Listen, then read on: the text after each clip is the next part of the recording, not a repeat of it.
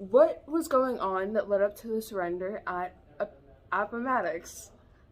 Well, on March 25th, 1865, a Confederate attack on Fort Stedman near Petersburg signaled the start of General Lee's final campaign. A week later, on April 1st, General Grant's forces launched a counterattack at Five Forks, forcing Lee to flee Richmond and Petersburg the following day.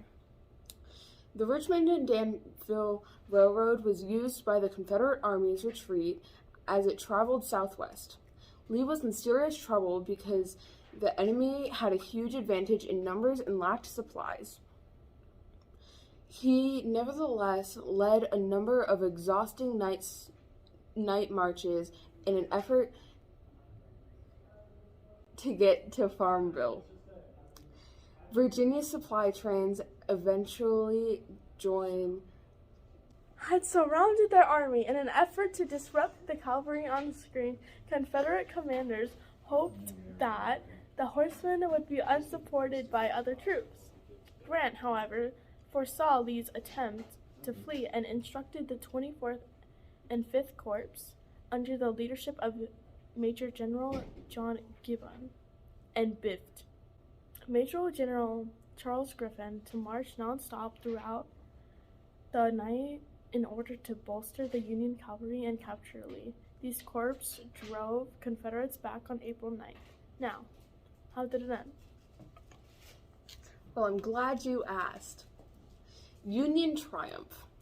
On April 9, 1865, Robert E. Lee officially submitted to Ulysses S. Grant at the Appomattox Courthouse.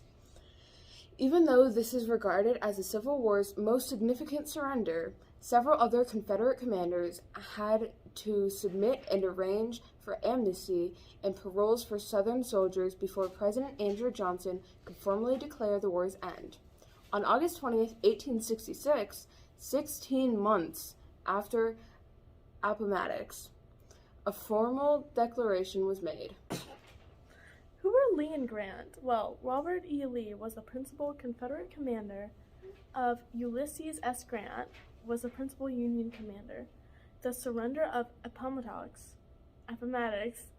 was particularly important since it ended the Civil War.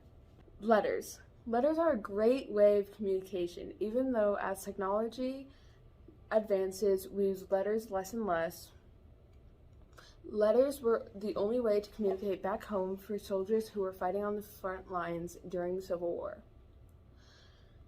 These pieces of paper may not look like much, but they likely meant a lot to the soldiers sending them back home. Now,